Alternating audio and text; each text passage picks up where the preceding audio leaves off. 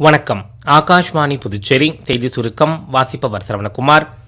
ஆரோக்கியமான மற்றும் வளர்ந்த இந்தியா என்ற இலக்கை அடைவதற்கு தனியார் துறை சுகாதார நிறுவனங்கள் தங்களது விலைமதிப்பற்ற பங்கினை வழங்க முடியும் என்று குடியரசுத் தலைவர் திருமதி திரௌபதி முர்மு தெரிவித்துள்ளார்.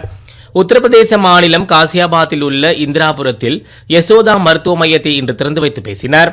சுகாதாரம் தேச கட்டமைப்பின் ஒருங்கிணைந்த பகுதியாக இருப்பதால் நாடு முழுவதும் சுகாதார மற்றும் மருத்துவ உள்கட்டமைப்பு நிறுவனங்கள் தொடர்ந்து விரிவுபடுத்தப்பட்டு வருவதாக அவர் தெரிவித்தார். வரும் 2026ஆம் ஆண்டு இந்தியா மற்றும் ஆசியானின் கடல்சார் ஒத்துழைப்பு நூற்றாண்டு என பிரதமர் திரு நரேந்திர மோடி தெரிவித்துள்ளார். மலேசியா தலைநகர் கோலாலம்பூரில் நடைபெற்று வரும் ஆசியான் இந்தியா உச்சி மாநாட்டில் மெய்நிகர் முறையில் அவர் உரையாற்றினார்.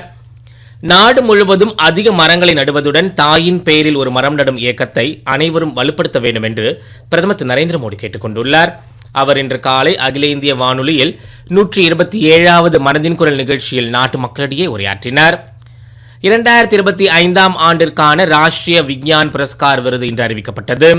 பேராசிரியர் ஜெயந்த் விஷ்ணு நர்லிகருக்கு விஞ்ஞான் ரத்னா விருது மரணத்திற்கு பின் வழங்கப்பட உள்ளது. இதை தவிர 8 விஞ்ஞானிகள் விக்யான் ஸ்ரீ விருதுக்கு தேர்ந்தெடுக்கப்பட்டுள்ளனர். மேலும் விக்யான் யுவா பிரிவின் கீழ் பல்வேறு துறைகளைச் சேர்ந்த 14 இளம் விஞ்ஞானிகள் தேர்ந்தெடுக்கப்பட்டுள்ளனர்.